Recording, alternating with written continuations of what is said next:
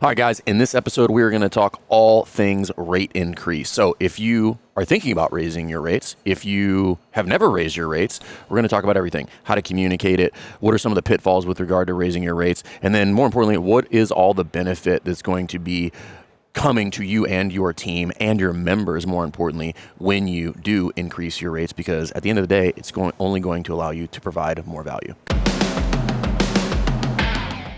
Welcome to the best hour of their day podcast with your hosts, Jason Fernandez and me, Jason Ackerman.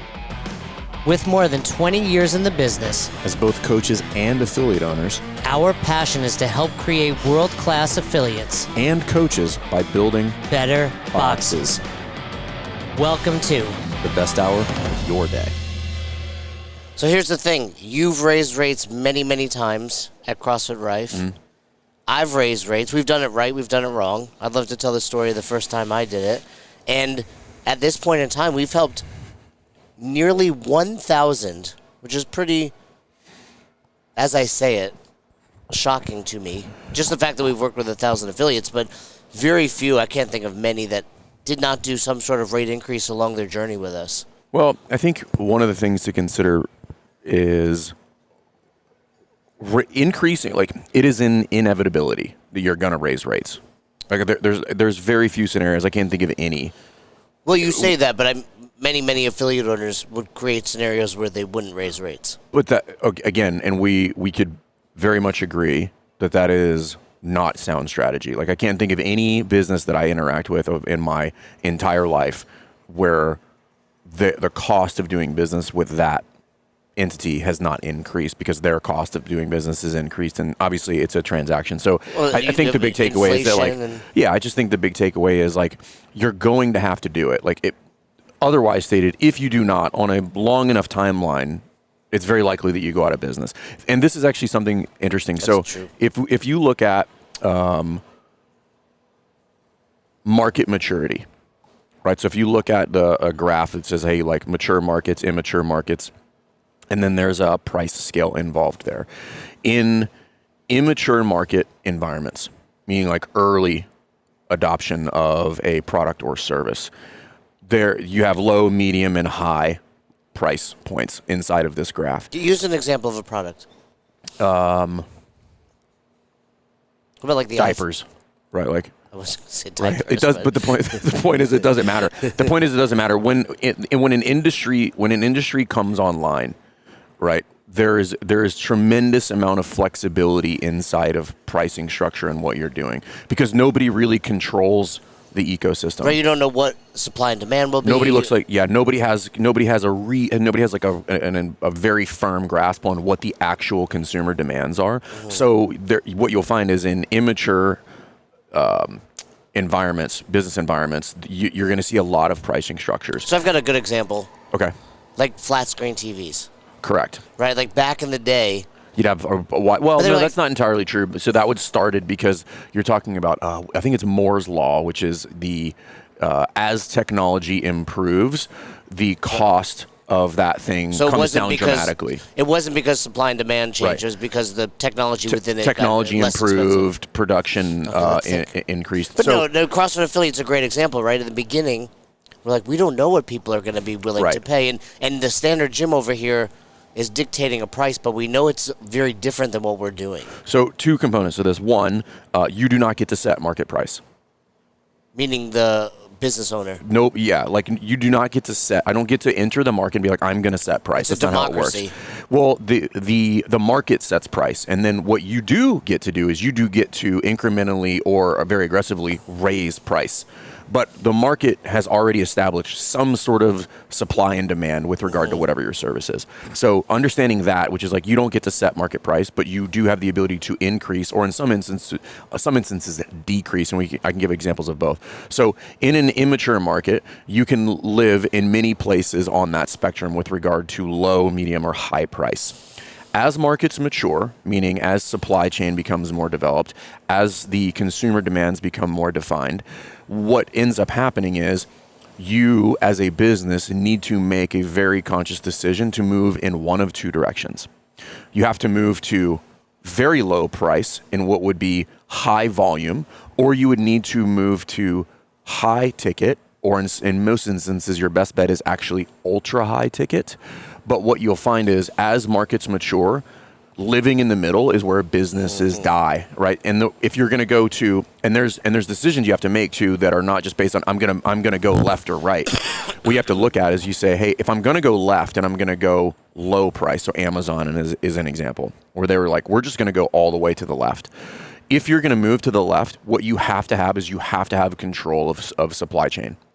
If you have control of supply chain, then you can move to the left. If you don't have control of supply chain, then your best bet is probably moving to the right. And why this is relevant to a CrossFit affiliate is you do not control supply chain, right? You do not have control of that. You don't get to set market price, and you do not have control of supply chain.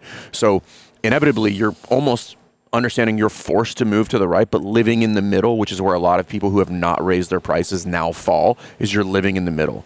And this is why people who go really low ticket end up essentially dying on the vine, because they don't understand, like, you don't control supply chain, and you don't even control your own supply. They don't have good lead acquisition and those things. So just as a framework for why this is important and how this is relevant to a CrossFit affiliate. And again, gyms are not new.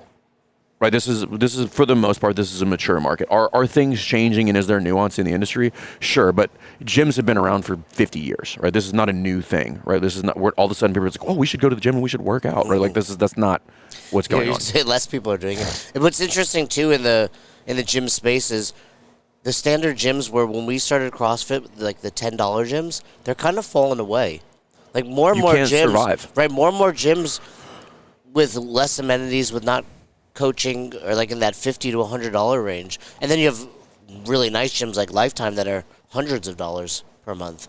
Right, and so Lifetime used the old model with new pricing structure. So they were like, hey, the old model is predicated on low usage. Right, I want show up. I want 5,000 members, and I want 5 of them to show up. And then CrossFit came along and was a little bit more boutique. And CrossFit kind of came on the back of like the Jazzercise and the Zumbas, which these are a little bit these were higher ticket, small or large group settings. And you can't, that model doesn't survive on low ticket, right? So F45, Orange Theory, Barry's Boot Camp, CrossFit, like these are all different flavors of the same model. Because it's more expensive to run. Correct. And but when some of those other big boxes have figured out, I was like, there's an opportunity for us to do both, which is like, hey, we can have the old model, but bring in the new pricing structures, because we have to move to the right on the price scheme, because this is a mature market. And if we continue to live in that middle ground, that middle area, that's where you die, because it's too expensive for the people that want the thing that they're never going to use, right, and it's too cheap for the people that want high value, right? So it's no man's land when you live in the middle. And I think as affiliates understand this by staying in that middle ground. And again, middle ground probably has some variability there. What would you define middle ground? I would probably currently describe the middle ground as like something between call it $80 to $150. Wow, 80. Okay, that's lower than I thought. I thought the 150 would be. I was going to maybe go 100, but I was like, we'll go to 80. There's still some boxes in the 80s. Like I'm in an area you don't understand, right? It's like we're really small. Like, turns out I do. Right, and we have plenty of affiliates that live in small towns, and that's a great place to charge more, because like Josh Francisco comes to mind. Right, old like 97. Ben Lancaster. Right, yeah. but it's like you have. There's no other gyms around. There's no other gyms offering what you do. Let's talk about one other thing. Jeremy brought it up yesterday. We're here in Austin, and we brought up the summit, and he's got Fredericksburg, Texas, where I think he said they have like 10,000 people there. And most of the time, if you were to look at that, you're like, oh, that sounds challenging. Like, I don't know a ton about that area, but you're not talking 250,000 people to pick from. And I think the United States has changed. People work virtually all over the world, right? Correct. There are people that move to Fredericksburg because it is to get out of Austin, right? Because it's isolated, but still have these fantastic incomes. So let's talk about one other concept before we really dig into the rate increase, and this will be part of it. But inevitably, someone's watching and they're like, "Cool, I'm interested in a rate increase." However, I do have people that are grandfathered in. Mm-hmm. Did you make that mistake? I did not. I did, and we hear, I mean, often, like, I can't change their rate. And I think, one, it does sting to have to go back on your word, right? It's like, I made a mistake. Like, I thought I'd be able to do this. But can you think of any business where you've been grandfathered in? I was racking Well, I my guess brain. until recently, HQ, CrossFit. Okay, and they realized Affiliation, and they're essentially like, they "This did the doesn't same work." thing. Like, Yeah. we made a mistake. Yeah, we made a mistake. Yeah, that's true. I mean, I was at $500. A lot of people were. Well, I don't know. I mean, not a few people, Right. And yeah, you're right. But again, it's a reflection of what we're talking about. They're like, hey, if this is going to be a viable business, if we're going to be successful. So, I mean, I was charging 80 to 100 7 years into the business. And finally, I was like, I need to do something. Yeah. And it was painful to have to go to those members who I promised. And I think we can talk about a couple things we do to alleviate that pain, such as, hey, you can prepay for a year, maybe to lock in your old rate, but they are also not stupid.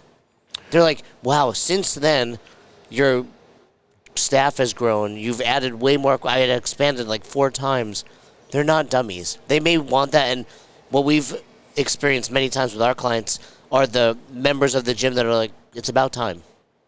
There will be a lot of that. I also think the truth of the matter is, like, and if you're listening to this, you guys know, I'm just going to shoot you straight. There will be people in your CrossFit affiliate owner lifetime that are not willing to grow with you. Meaning, I have people that would never in a million years pay me or pay CrossFit Rife the rates that we charge now. Because they're like, I would never, they're like, I still see you as the gym owner from 2008. I'm not paying. That's so expensive for this thing. Not understanding that, like, we are 5 times better, 10 times better than we were 16 years ago. Well, I'd say both of us, many affiliate owners, like when I opened, yes, technically I was a business owner, but I was by no means a business owner, right? And now it's like, I didn't know what I was doing. yeah, I had no idea. So it's like my toddler saying something now, and in 20 years, I'll be like, remember you said that?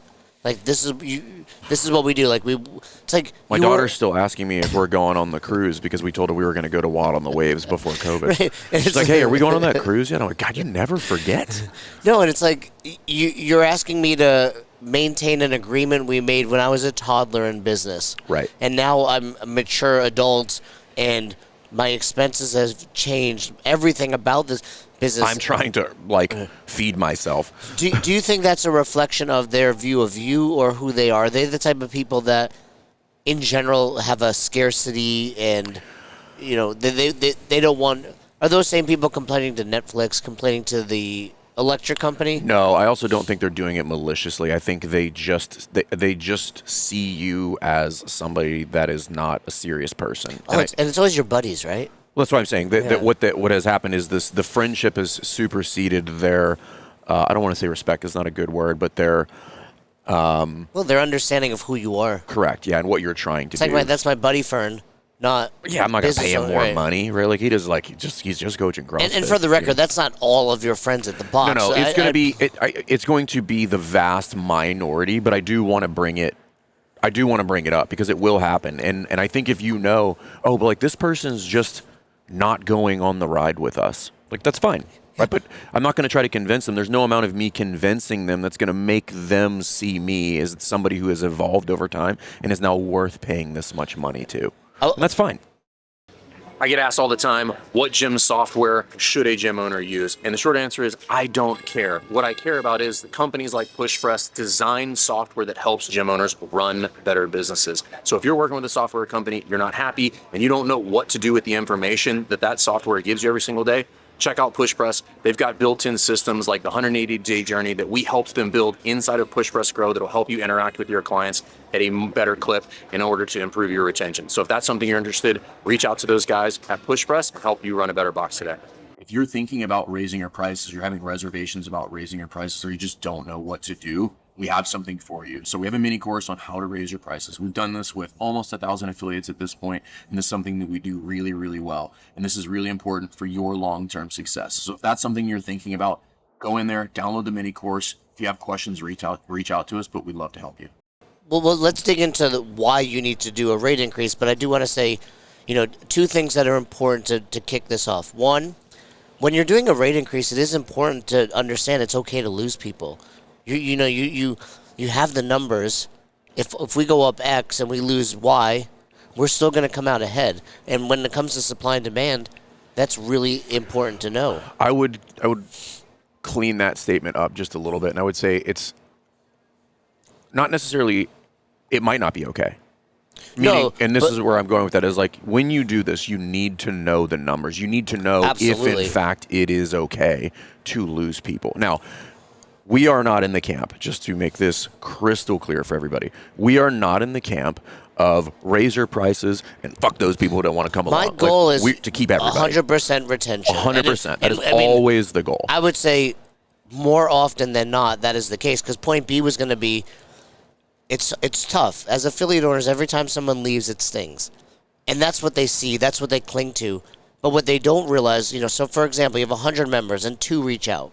You have 98 people that by being silent were like, cool. Like, Good job. And more often than not, the affiliate owners we work with, they're really stressed out. You talked about it yesterday in your presentation, like who's been stressed. You hit send, and it's silent. And when I sent out the email 3 days ago, and I was like, well, how's the response? Well, no one's really said anything. I'm like, then you're fine. Like, no one in this day and age. You just experienced what you already knew was going to happen, or you just experienced, or something, the reality of the scenario has now had light shed on it, which is the consumer does not get a say in whether you raise prices. The only say they get is whether they continue to do business with you. Right. But they don't get a say in how you run and operate your business. And that's where a lot of people get hung up, right? That's a fallacy with regard to operating a business. Is I don't go anywhere where they're like, hey, would you help us determine pricing? Because listen, I would be like, free. Yeah, I don't want to pay. I don't want to pay. Right? I just bought a coffee. I'd rather not. That doesn't mean I'm not willing to pay. But if you're like, hey, what would you like to do? I'm like, I would like to not pay for this. That'd be great because I can spend my money elsewhere. That'd be awesome. But I think when people understand, like, your clients don't get a say in the decision that you make, but again, they do get a say in whether they continue to do business with you. That is the approach that you have to take when you do this. And this is how you communicate this. What are the things that you should be doing leading up to this event? And when we do hear silence, it's because typically they've done what they needed to preface the price increase. Because if you do hear back, that's probably a good indicator that something was wrong, is that if you get immediate responses on this, you've skipped multiple. This is like no different than having to scale somebody mid-workout, which is like, hey, I now realize something is wrong. But the question is now, like, what did I not do prior to this that has now led me to this exact scenario, this exact point? I forgot to talk about the stimulus, right? Like, and now that we didn't do a test round, whatever. Yeah. And I've said this hundreds of times, like, to our clients, we live in a day and age where no one sits on their emotions. If they're angry, you're going to hear about it immediately. No one is like, all right, I got an increase. Let me think about cooler this. Heads will not prevail. It's here. always like, what the fuck, right? And then it's like, send. Yeah. So if you're getting nothing, you've done it well. So let's talk about why you might need to raise your rates.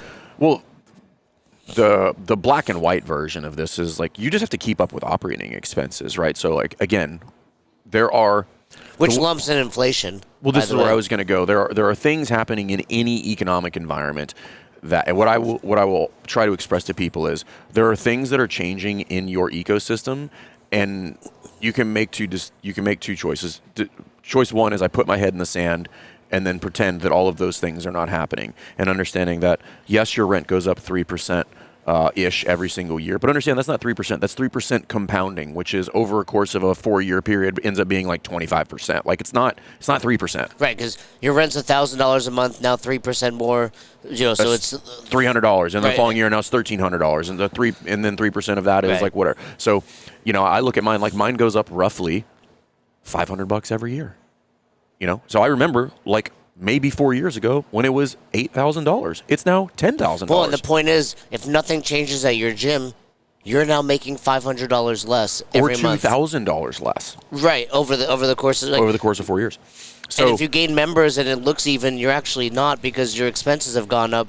Correct. On maintaining those members. So just understanding that there are inherent things that don't have to do with inflation, because inflation is not always wildly out of control, but there are things that are just known inside of, doing business. If you have operate a brick and mortar, which is like the likelihood of your rent going up. The only way it's not going to go up is if you own the property and you have a mortgage on that. That's the only way it's not going taxes, up. There's other factors. That property taxes might go up a little bit. That's going to be in most instances, going to be far less of a hit to you, but there's benefits to that on the side. That's more financial discussion. But the point is, rent is guaranteed to go up for the most part, right? If you have a normal lease with a normal landlord, like it's baked into your lease agreement. So, understanding like you have to keep up with your operating expenses and doing that twofold. So one is I'm going to have to increase the number of clients that I am going to have to serve in order to keep up with that. But I'm also going to have to understand there's also other increased costs of doing business. So if I am a gym owner that is continuing to improve what I'm doing, then I'm going to have probably a couple of things have happened since then. One, I'm going to have more systems, software costs associated with operating the business. I'm probably going to have a higher cost of fulfillment than I did when I was doing everything myself. Well, yeah, I mean, even just your staff. This is my point, right? So it was me doing everything, and now I have, 6 part-time coaches, part-time or full-time. The point is like, that's now additional costs that I'm going to incur as a business owner that I have to cover. And if I'm not increasing revenue in the business, then it's just going to take it out of my pocket or take it out of the pocket of the business, which mitigates my ability to invest in the business or take on the next endeavor or any number of things. So you have to look at your cost of operating, for the most part, for a very long time, is only likely to go up. Now, there are scenarios as you become a really mature business, and which I don't even think really applies to most CrossFit affiliates, where like you can actually get economies of scale and decrease your cost. Well, you could do that if your classes are big enough. Right. But you've grown now, right? Right. But even then, what you has done is like your revenue has now outgrown your increase in cost for fulfillment. Yeah, I mean, a group onboarding versus a one-on-one onboarding. Right. But this is also why it's important, and we coach for affiliate owners to, whether or not they can afford to pay themselves, at least earmark money when they're doing the coaching, right, or they're doing the onboarding, because all of a sudden it's a shock when they're like, oh, now I pay someone for this onboarding, and I'm making less money. Because like, well, I'm here anyway, so I'll just do it. Yeah, because, well, you didn't factor in, like, what's it going to cost for that, because you were doing it, or you were doing an onboarding and you weren't charging for it, which makes sense if you're doing it, because it's not costing you any money, but it is costing you money and time. And then looking at, well, now I'm going to have somebody pay that. How am I covering the cost of this? Because it's just an additional cost to me with essentially no extra revenue. So that's the overarching theme, is like you have to account for increased operating expenses. And for the record, you want your operating expenses to increase in like asterisk on this, like not increase unnecessarily or not increase in a bloated fashion. Sure. But if I'm going to offer a better value, if I have a really solid team, well, that's going to increase my cost for fulfillment. Yeah, you want your team to have buy-in, your team to develop. Right. That involves paying them. Probably more than you were on day one. So you said earlier, when you hit send and you've experienced what we expected you to experience, it's because you did a lot of things well. So let's talk about some of the things that should be going on. Obviously, providing great value and experience all the while. But what else leading up to the moment where you hit send on that email? We've said this many times, like, when done correctly, you have the understanding that in a service-based business, which is what we're in, we should not be talking about price in the absence of value. It's really bad practice. You are on the hook for delivering whatever the cost association is to the client. You must deliver. So if we think about 3 basic buckets here, 1 is the facility, 2 is the actual delivery of the service, and 3, what is the customer service on the back end of that? So all things retention and engagement. And you should be improving all 3 of those. So I should be improving the space. Is it cleaner? Is the equipment getting updated?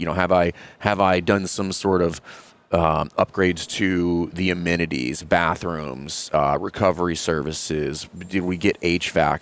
And I'm not saying you're going to do all these in 1 year, but you're not operating a gym for 1 year. You're hopefully operating a gym for 20 years. So think about these things on a longer timeline. 2, the coaches should be getting better, meaning like the experience on the floor should be improving. We should have better coaches delivering better classes where people are having more fun and they're getting better results. Yep. I think, as you're saying that accidentally, that's why I always had success with my rate increases, because it was like, oh, we're doubled our space. Oh, we've tripled our space. Oh, there's 6 GHDs now. We had 0, right? Like, we started with no flooring. Like, the members weren't dumb. They saw, okay, this is, and all the while, it was just me. Now there's 20 of us. Right. Like, what you're saying is some of that stuff I don't have to sit here and be like, hey, here's why we're doing it. It's helpful to put it out there like a reminder, but it should also just be palpable to your members. If you've done it perfectly, in my mind, I don't know if perfect is a thing, but if you've done it really well, the members, not this last one, actually, no, on both of them, before we did it, there were murmurings from the members like, hey, our price is going up. Because you were doing some things. Well, geez, there should be rapid periods of improvement when you're doing this to essentially front load the change. Because, again, people have eyeballs. Right? If they see the changes, the acceptance of this price increase is now very logical to them. They're like, oh, I got this thing. So what were some of the things? And now I'm going to pay this now. Do you remember some of the things you did? Increase in equipment. Like we had built in recovery services. Oh, yeah. We had done, my goal at the affiliate is always like, if you were to be in the gym and then I was to, rip you out of the gym and send you somewhere else for a year and then you come back, it would be very noticeable to you. Mm-hmm. It's no longer the same gym. And not meaning like it's still CrossFit Rife, but you're like, oh, things have changed. Like you have changed and improved things. And that can be physical things. That can be administrative things. That can be customer service thing. It can be all of them and should be all of them, quite frankly. And if you're doing all of those things, the people can see and taste and feel the additional value. Now, not everybody's going to want to pay more money, but at least now there's a very obvious justification to them as to why this is happening. They're like, oh, I was paying $170 and we now have all of these other things and now I'm going to pay $180. Okay. Yeah. That's a very insignificant increase in cost to me in order to get all of these other things, which if you were to charge for them individually would be 5 times as much as my membership. So I think always like trying to front load that and make sure that they see it and they feel it and they experience it gives you a really good opportunity to do this successfully. That being said, if you do all of those things and then you communicate poorly, you're going to get bludgeoned with emails and people being mad at you because how you communicate this is very important. And I think this is what we do better than anybody. Hey, we're making this seem super simple. And the truth is, it can be, but you can mess this up. We've seen that happen. So download the free mini course. And then when you're watching it, think about it. Do you want a coach to help you make this perfect? Because if you do, we're your guys. Affiliate owners, if you want to grow revenue, what you need to understand is impact first. Offering the best classes and changing people's lives is how you get the revenue that you are searching for inside of the affiliate. And that starts with running fantastic classes here inside of the box. If that is something that you are looking for, we've got world-class coaches that are going to help you do that and help you run a better box. Everything from the coaching on the floor to the systems on the back end, we're going to cover it all. Book a call. We'll see you guys on the inside.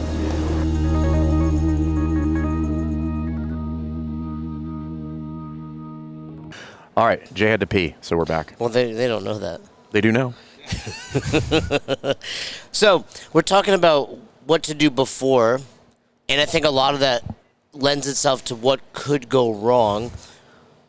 What are some of the things that you've seen go? I mean, I know from experience, like you said, not doing all of these things leading up. To be clear to the people watching, we're not just saying randomly increase your rates. It's like do not do that. Right. There's the plan and there's a very well thought out plan. The bulk of that plan, and we sit here and we preach improve your credential, get better at coaching, the 50-50 model, right, for that reason. Like I don't think your members care what credential you have, but they do care that you're getting better at coaching. I think they care that they continue to have a good experience and that experience continues to improve. Right now, do they know what that means? Definitionally, probably not. But that's not the point. The point is like, hey, definitely better than they used to be. Or he's really good, and now there's these other coaches that are really good.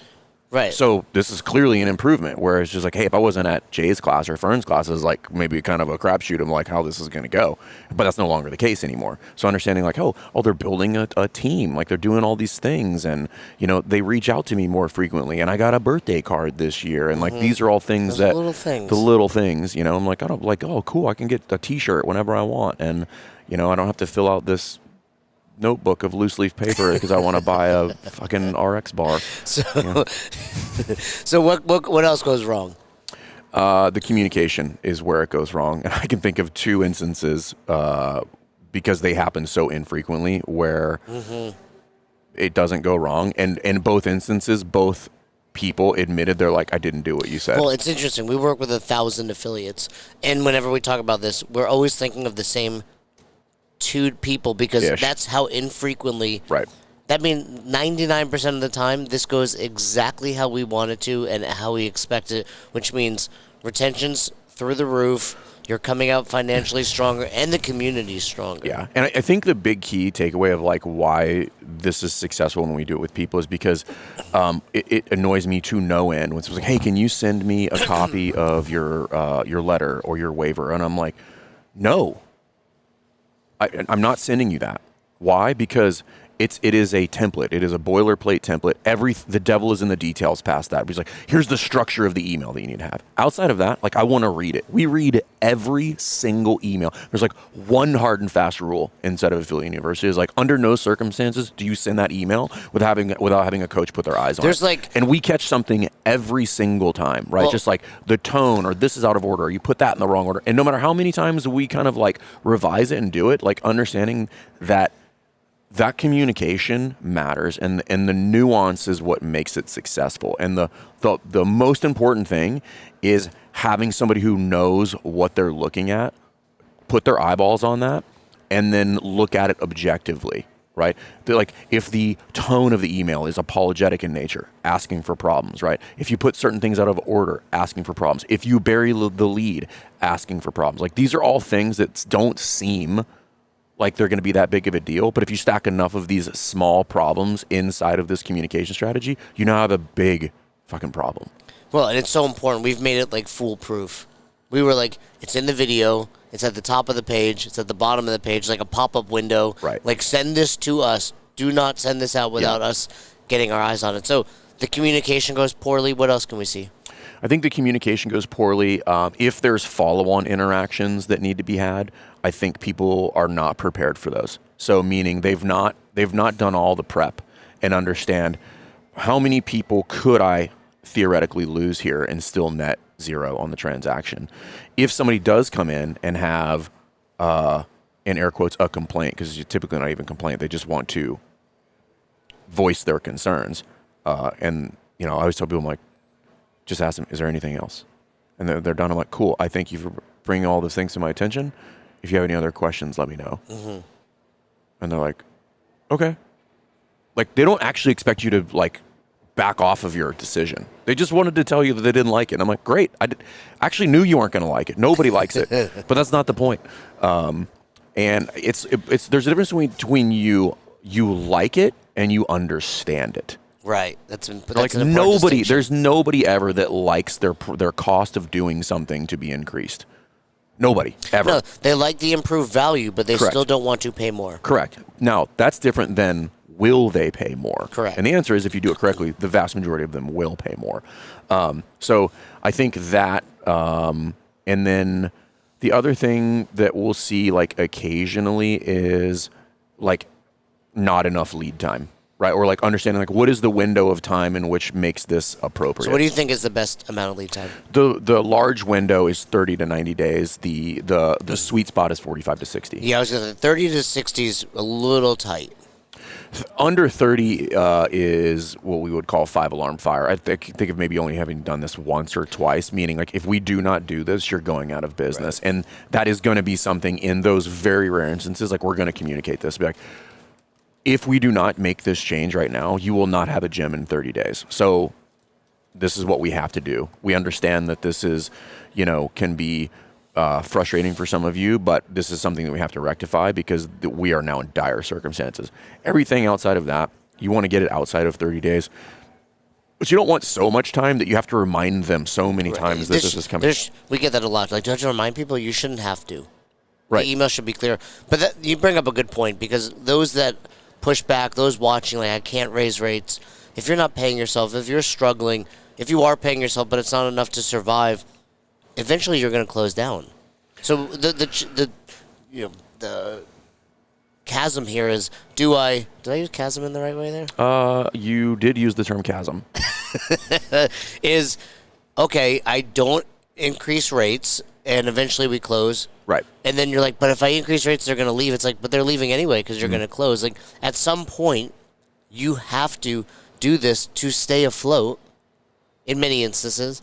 And it's doing your members a disservice by actually not increasing your rates. So I'll give you an example of how this would unfold realistically. So we have a person who had reached out to us. He's like, hey, I'm thinking about buying this gym. And they were reaching out. They're like, hey, I want to do affiliate university, and I don't want to do this by myself, and I'm going to buy this gym. So can you guys help me work through the acquisition process? I was like, sure. Send me everything you got, right? Sends me everything you got. I'm like, that business is worth negative dollars, right? What's the offer? They're like $100K.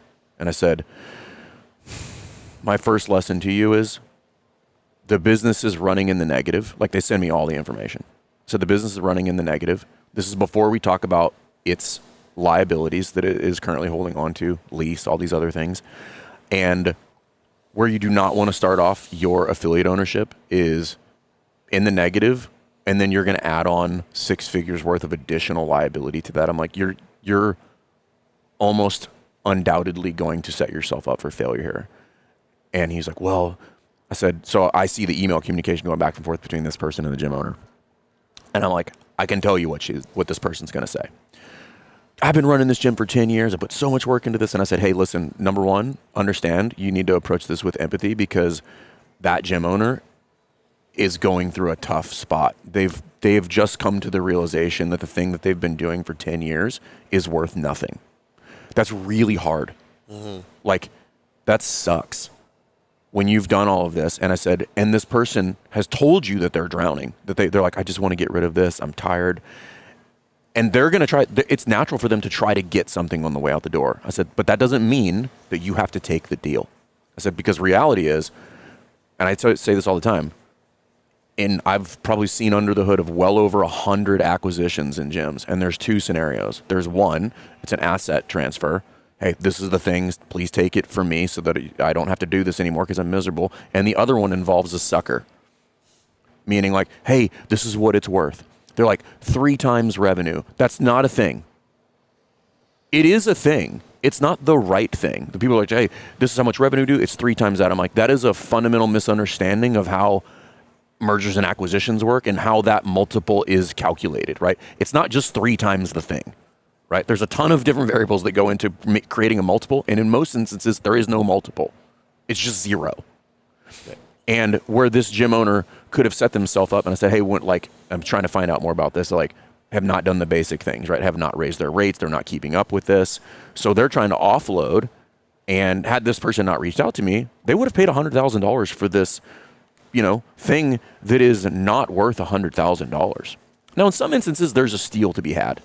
And I'm like, you can overpay here. Put a little bit of, goodwill money on top of that offer. To have to open the gym, 100%. All that. But I said, you'd be better off taking the $100,000. I was like, if you have access to $100,000, just start your own gym from scratch. For many people, that's the right move. But again, this is going into like, so I'm talking about the person who's thinking about acquiring, but like, let's reverse that and look at like, why is that gym owner in that spot? And they're in that spot because they've not kept up with operating the business and doing the things that they would need to do to continue to provide a better opportunity for themselves. Number 1, for you as the gym owner. 2, for any staff that they have, whether it be part-time or full-time. And then 3, really improving the experience and the impact that they have with their clients.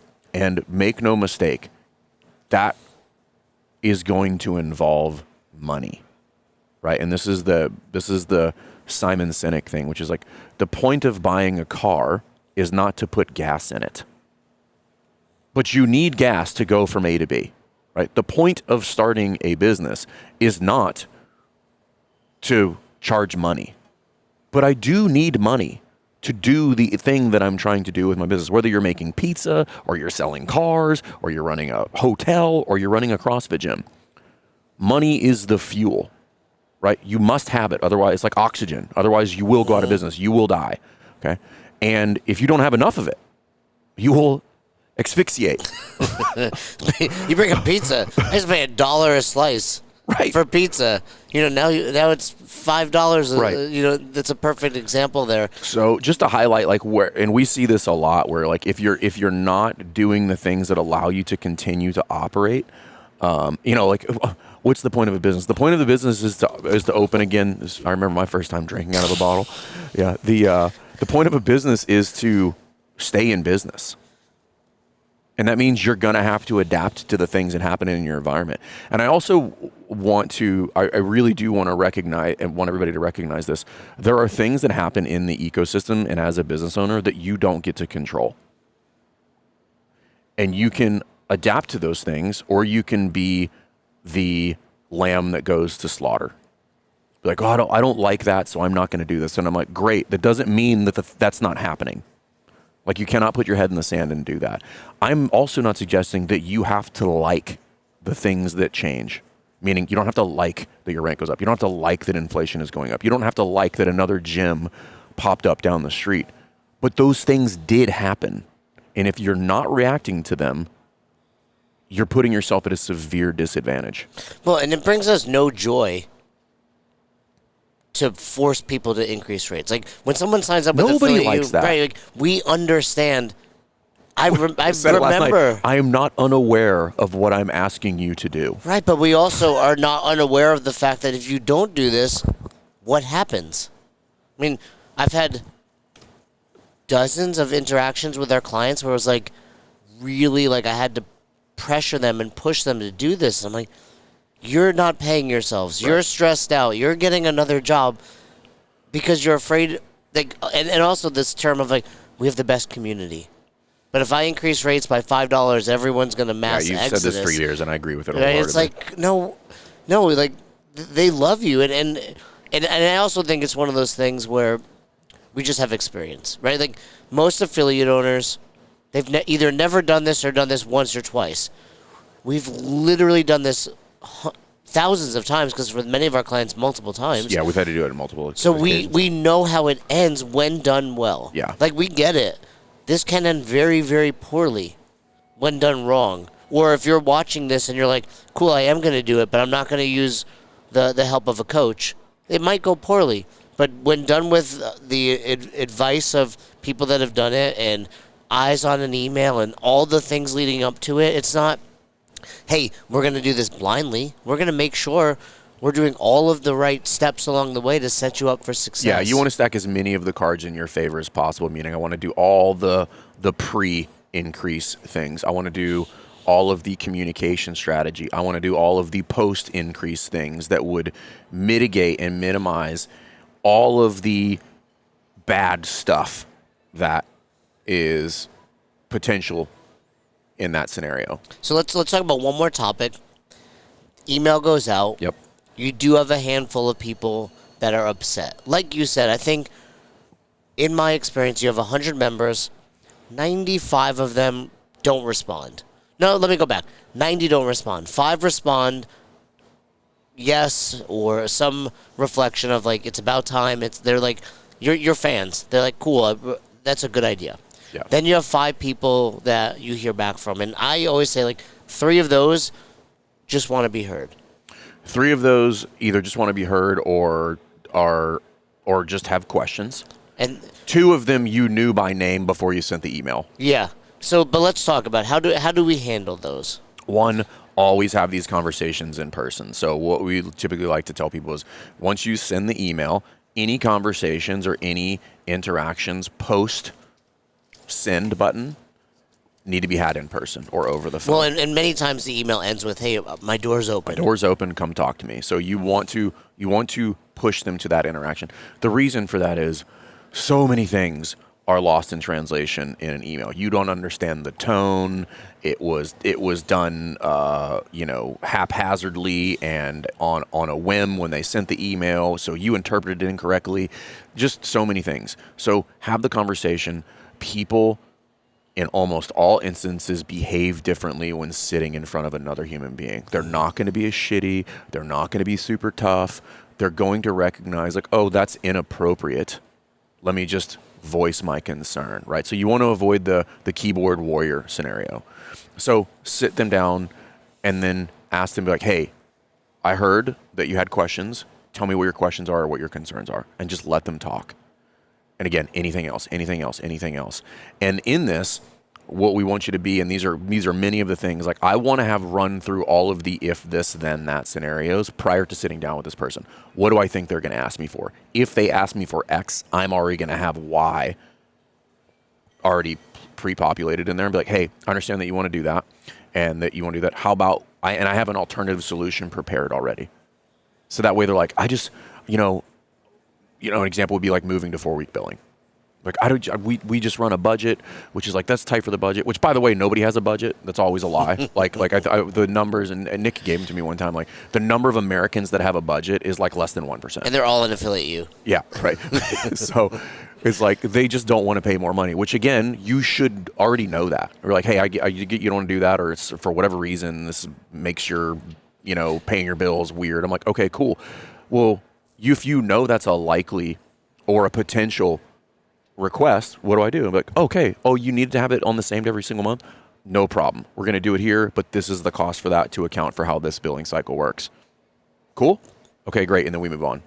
Or, that would be one example. Or understanding the math. We always tell people, like, know what the math is. And if you've got one person that's giving you a hard time, just give them a longer lead time. Be like, hey, how about we'll do this? And I understand it's a lot, or maybe it's a lot or not or whatever.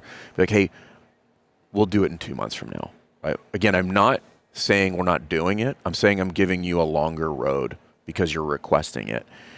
And I've done two things now. One, I've given myself the leverage in this, which is like, hey, I'm giving you that. Like, this is now I have goodwill on my side. Two, I now have a longer road to sell past them. When I say sell past them, meaning like it is very likely in whatever that time frame is that I gave them, like I'm going to sell multiple memberships at the new price point, at which point I don't care if this person stays or not anymore. At some point, the person's just giving you a hard time for the sake of giving you a hard time, at which point be like, hey, I think it's just probably better that we part ways, and I understand that you want to pay that. No harm, no foul. I'll refund your last month's membership. And I checked out a couple other gyms. These fall very much in the price point that you're looking for. But you clearly don't want to pay these price points anymore. I get it, but I found you a new home. And literally send them on their way, right? But do it professionally. Do it politely. Do it with empathy. Because if you are, and I've talked about this before, most fears are rooted in lack of information.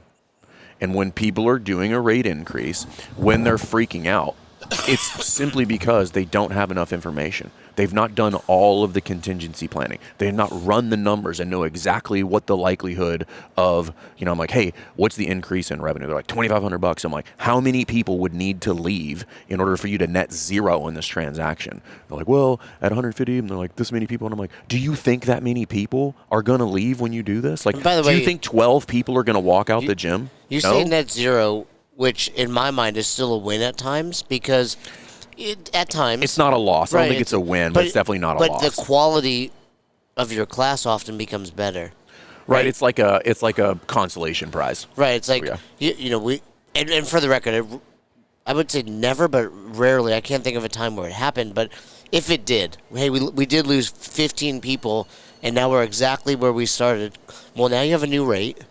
So when the next person joins, they're going to pay the new rate. In this scenario, we could say that you've probably trimmed some fat, right? And the some members bad, that some bad attitudes are gone, in the gym. And your coaches are now going to provide a better experience. So as new people join at the new rate, you're going to make more. Yeah. But again, that's not the goal. Yeah, and I don't. The thing that I kind of take issue with, which is like, hey, we're going to raise these prices, we're going to get rid of these people. The reason I kind of take issue with that approach and that stance is because inside of those complainers, right? We'll just label them as complainers in this scenario, knowing nothing else about these imaginary people. What you've not considered is, are their complaints valid? Like, inside of every complaint, there's at least 1% of truth. Like, at least consider it. Because simply by considering it, you could probably save half of them. Oh, and that's the point, right? When they're complaining, all the people that are like, I'm out, listen, have empathy, and you'll probably keep all of them. Yeah. That's what it comes down to. Just by being a good person and being open, having that door open, knowing, hey, this might be, that $10 might not seem like a lot, but to that person it is. Yeah. And having that. Well, the cool thing is we have something out there.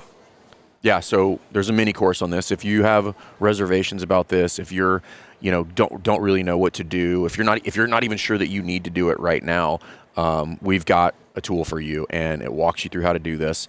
And if you want that, it'll be somewhere around this video. You can go download that mini course and walk through it. So it's super useful to you. Again, we've done this, more times than we care to count. And again, I think the real reason that we've gotten so good at this is, one, just reps, but two, like, we're still in the affiliate. Like, we know the nuances of this. We know that if you send that email with that tone, Lizzie's going to be mad about this thing, and then she's going to take her 2 friends, and that'll snowball into 20 people. But we know that. We know the nuance. We know how the CrossFit gyms work, and I know how to help you avoid stepping on your own toes in this scenario.